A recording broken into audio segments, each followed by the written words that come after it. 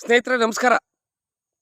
ಅಂತೂ ಇಂತೂ ಸಾರಿಗೆ ನಿಗಮಗಳ ಕಳೆದ ವೇತನ ಹೆಚ್ಚಳದ ಹಿಂಬಾಕಿ, ಜೊತೆಗೆ ಹೊಸ ವೇತನ ಒಪ್ಪಂದ ಅನ್ನೋಂಥ ಗಜಪ್ರಸವದ ಸಮಯ ಸಮೀಪಿಸಿದೆ ಅಂತ ಭಾವಿಸ್ತೀನಿ.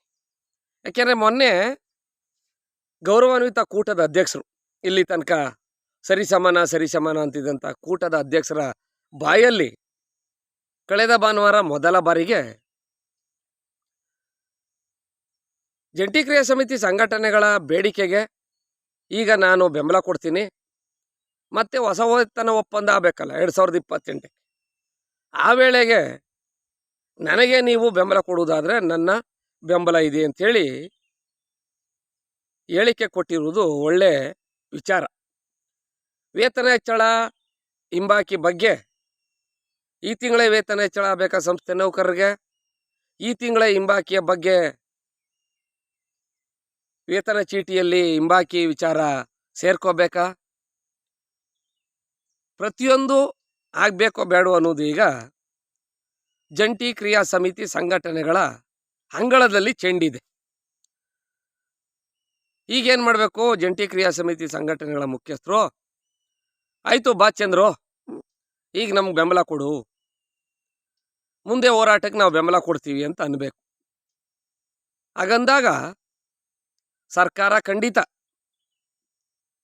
ನಿಮ್ಮ ಬೇಡಿಕೆಗೆ ಸ್ಪಂದಿಸ್ತದೆ. ಯಾಕೆಂದರೆ ಈಗ 10 ಲೀಟ್ರ್ ಹಾಲಿದ್ರೆ ಅದಕ್ಕೆ 10 ಲೀಟ್ರ್ ಮಜ್ಜಿಗೆನೋ ಎಪ್ಪೋ ಹಾಕ್ಬೇಕಾದ್ದಿಲ್ಲ, ಮೊಸರು ಒಡೆದೋಗೋಕ್ಕೆ ಒಂದೇ ಒಂದು 10 ಮಿಲಿ ಮೊಸರು ಮಜ್ಜಿಗೆ ಸಾಕು ಒಡೆದೋಗೋಕ್ಕೆ.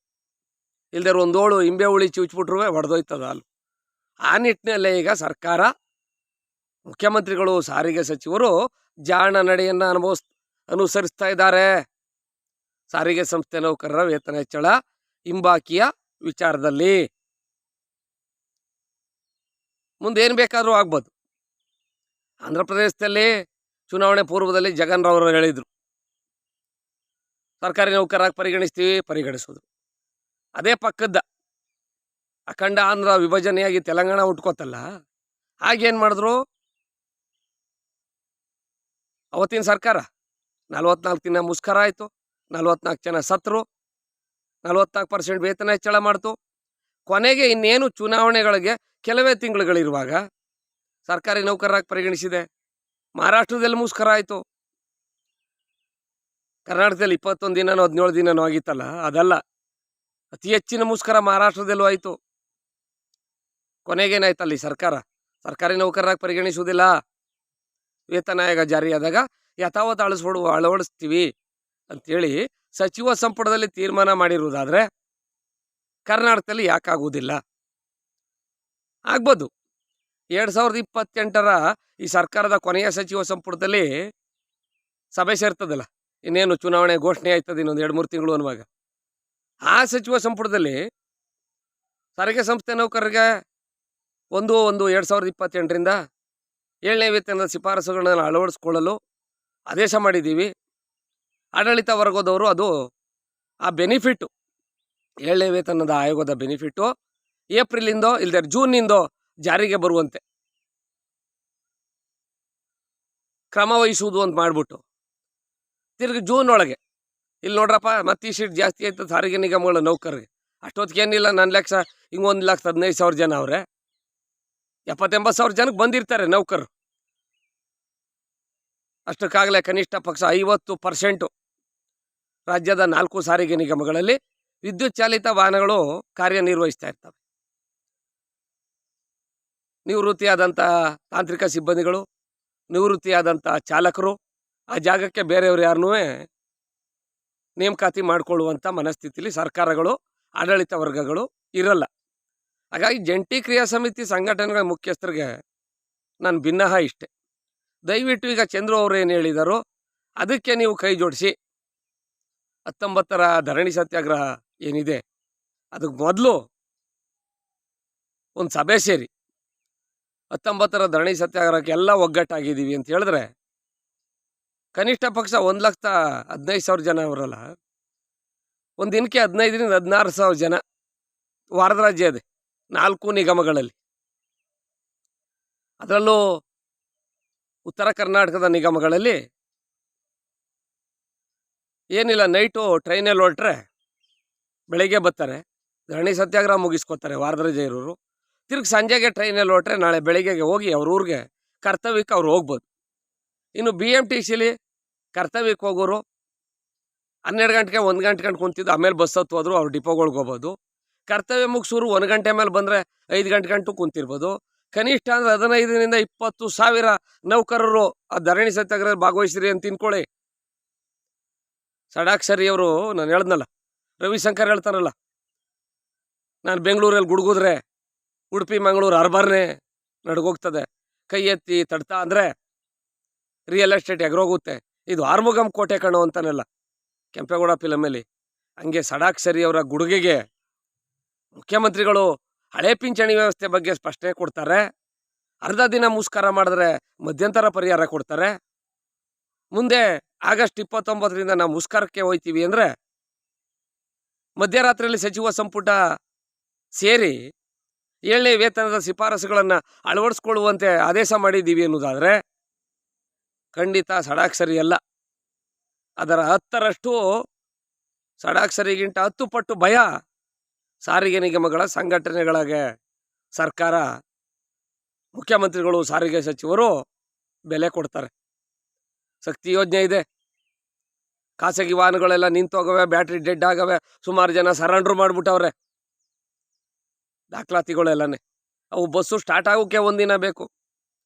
ಅಲ್ಲಿ ಅರ್ಧ ದಿನಕ್ಕೆ ಮುಷ್ಕರ ಅಂದ್ಬಿಟ್ಟು ಯಾವ ರೀತಿ ಆಯಿತು? ಮಧ್ಯಂತರ ಪರಿಹಾರ ಮಧ್ಯಾಹ್ನಕ್ಕೆ ಕೊಟ್ಬಿಟ್ರಲ್ಲ 1 ಗಂಟೆ ಹೊತ್ತಿಗೆ. ಹಿಂದಿನ ಸರ್ಕಾರ 15% ಕೊಟ್ಟಿವಿ ಅಂತೇಳಿ, 15-17 ಕೊಟ್ಟಿದ್ರಲ್ಲ, ಆ ರೀತಿ ಕೊಟ್ಟಿವಿ ಅಂತೇಳಿ. ಅದೇ ಮನಸ್ಥಿತಿಲಿ ಸರ್ಕಾರ ನೀವು ಧರಣಿ ಸತ್ಯಾಗ್ರಹಕ್ಕೆ ಹೋಗಿ ನಂತರ ಇವತ್ತಿಂದ ನಾವು ಮುಷ್ಕರ ಮಾಡ್ತೀವಿ, ಎಲ್ಲರೂ ಒಗ್ಗಟ್ಟಾಗಿದ್ದೀವಿ, ನಿಮ್ಮ ಎಸ್ಮಾ ಕಾಯ್ದೆ ಮತ್ತೊಂದು ಮಗದೊಂದು ಏನೇ ಇರಲಿ ನೋಡೇ ಬಿಡೋಣ ಅಂತ ಹೊರಟ್ರೆ ಖಂಡಿತ ಮಾರಣೆಗೆ ನಿಮ್ಮನ್ನು ಗುರುವಾರ ಧರಣಿ ಸತ್ಯಾಗ್ರಹನೇ, ಶುಕ್ರವಾರ ಬಿಟ್ರಿ ಶನಿವಾರ ಭಾನುವಾರದೊಳಗೆ ಸರ್ಕಾರ ಕರೆದು ಮಾತುಕತೆ ಆಡಲಿಲ್ಲ ಅಂದರೆ ಆಮೇಲೆ ಮಾತಾಡಿ. ಈಗ ನೋಡಿ, ನಂದು ಯಾವುದೋ ಕುಟುಂಬದ ಸಮಸ್ಯೆಯಿಂದ ಗಂಟ್ಲು ಕಟ್ಕೊಂಡದೆ. ಆದರೂ ಯಾಕೆ ವಿಡಿಯೋ ಮುಖಾಂತರ, ಸಾಮಾಜಿಕ ಜಾಲತಾಣದ ಮುಖಾಂತರ ನಿಮ್ಗೆ ಹೇಳ್ತಾ ಇದ್ದೀನಿ ಅಂದರೆ, ಪಾಪ ನೀವು ಫೋನ್ ಎತ್ತಲ್ರಿ ಸಂಸ್ಥೆ ನೌಕರರ, ಏನಾರ ಕೇಳಿದ್ರೆ ಏನು ಅಂದ್ಬಿಟ್ಟಾರೋ, ಏನು ಮಾತಾಡ್ಬಿಟ್ಟಾರೋ ಅಂತ. ಪಾಪ ಎಲ್ಲ ಬ್ಯುಸಿಲಿರ್ತೀರಿ. ಅತಿ ಹೆಚ್ಚಿನ ಸಂಸ್ಥೆ ನೌಕರರು ಕೇಳೋದು ನನ್ನ ಕರ್ತವ್ಯ ಮಾಡುವಾಗ, ಏನಾರ ಒಂದು ಮಾಡೋಣ. ಯಾವುದು ಸಂಘಟನೆಗಳ ಅಲ್ಲೂ ಇಲ್ಲ ಇಲ್ಲೇ ಇಲ್ದವರು ಮಧ್ಯದವರು ನೀವೇನಾರ ಒಂದು ಮಾಡಿ ಒಗ್ಗೂಡಿಸಿ ಒಂದು ವೇದಿಕೆಗೆ ತನ್ನಿ, ಇವರ ಏನಾರ ಒಂದು ಮಾಡು ಮಲ್ಲೇಶಣ್ಣ ಅಂತಾರೆ. ಸಂಸ್ಥೆ ನೌಕರರ ಪರವಾಗಲ್ದಿರುವ ಈ ರಾಜ್ಯದ ಸಮಸ್ಯೆಗಳ ಬಗ್ಗೆ ಅಲ್ಪ ಸ್ವಲ್ಪ ತಿಳಿದಿರುವ ಒಬ್ಬ ಸಾಮಾನ್ಯ ಪ್ರಜೆಯಾಗಿ ಈ ರಾಜ್ಯದ ನೌಕರರಿಗೆ, ಈ ರಾಜ್ಯದ ಜನಗಳಿಗೆ ತೊಂದರೆ ಆದಾಗ ಅಭಿಪ್ರಾಯ ವ್ಯಕ್ತಪಡಿಸೋದು ತಪ್ಪೇನಲ್ಲ. ವಾಸ್ತವಿಕ ನೆಲೆಗಟ್ಟಿನ ಹಿನ್ನೆಲೆಯಲ್ಲಿ ಇಲ್ಲೇನು ಯಾರೂ ಟೀಕೆ ಮಾಡ್ತಾ ಇಲ್ಲ, ನಾನು ಟೀಕೆ ಮಾಡುವ ಅವಶ್ಯಕತೆಯೂ ಇಲ್ಲ. ಅಂಥ ಸಂದರ್ಭ ಬಂದರೆ ಟೀಕೆ ಮಾಡುವಾಗ ಏನು ನಾನು ಹಿಂಜರಿದಿಲ್ಲ, ಅದರಲ್ಲಿ 2 ಮಾತಿಲ್ಲ. ಟೀಕೆ ಮಾಡೋ ಸಂದರ್ಭ ಬರ್ತದೋ ಬರುವುದಿಲ್ವೋ, ಸದ್ಯಕ್ಕೆ ನೀವು ಒಗ್ಗಟ್ಟಾಗ್ಬಿಟ್ರಿ ಅಂದರೆ ಇನ್ಯಾರೂ ಟೀಕೆ ಮಾಡುವಂಗೂ ಇಲ್ಲ. ಯಾರು ಈ ವೇತನ ಹೆಚ್ಚಳ ಹಿಂಬಾಕಿ ಅಂತ 3 ಹೊತ್ತು ಮಾತಾಡೋದೆಲ್ಲ ಆ ಸಂದರ್ಭ ಬರುವುದೇ ಇಲ್ಲ ಅನ್ಕೋತೀನಿ. ಹಾಗಾಗಿ ದಯವಿಟ್ಟು ಜಂಟಿ ಕ್ರಿಯಾ ಸಮಿತಿ ಸಂಘಟನೆಯವರು ಈ ಸಂದರ್ಭದಲ್ಲಿ ಸ್ವಲ್ಪ ಮೃದುವಾಗಿ, ನೀವು ಮೃದುವಾಗಿ ಆಯಿತು ಬಾ ಚಂದ್ರ ಓಮ, ಆಮೇಲೆ ನೋಡ್ಮ ನೀನು ಬೇಡಿಕೆಯ, ನಾವು ಬರ್ತೀವಿ ಹೋರಾಟ ಮಾಡಮ್ಮ ಅಂತ ಅಂದರೆ ನೀವು ಸಹ ನೌಕರ ದೃಷ್ಟಿಯಲ್ಲಿ ದೊಡ್ಡವರಾಗ್ತೀರಿ. ಮುಂದಿನ ದಿನಮಾನಗಳಲ್ಲಿ ಎಲ್ಲ ಸಂಘಟನೆಗಳು ಅಸ್ತಿತ್ವವನ್ನು ಉಳಿಸ್ಕೋಬೋದು. ಇಲ್ದಿದ್ರೆ ಯಾವ ಸಂಘಟನೆ ಅಸ್ತಿತ್ವ ಉಳಿತದೋ?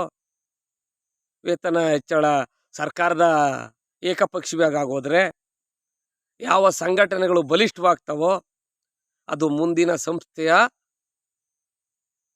ನಡೆಯುವಂಥ ಘಟನಾವಳಿಗಳ ಹಿನ್ನೆಲೆಯಲ್ಲಿ ನಿರ್ಧಾರ ಆಗ್ತದೆ. ದಯವಿಟ್ಟು ಮತ್ತೊಮ್ಮೆ ಹೇಳ್ತೀನಿ, ಒಗ್ಗಟ್ಟಾಗಿ. ಎನಿವೆ ಸ್ನೇಹಿತರೆ, ಎಲ್ರಿಗೂ ಒಳ್ಳೆಯದಾಗಲಿ. ಮತ್ತೊಂದು ಹೊಸ ವಿಚಾರದೊಂದಿಗೆ ನಿಮ್ಮನ್ನು ಬರ್ತೀನಿ. ನಿಮ್ಮ ಆಶೀರ್ವಾದ, ಅಭಿಮಾನ ನನ್ನ ಮೇಲೆ ಇರಲಿ. ಜೈ ಹಿಂದ್, ಜೈ ಕರ್ನಾಟಕ, ಮತ್ತೆ ಶುಭ ದಿನ.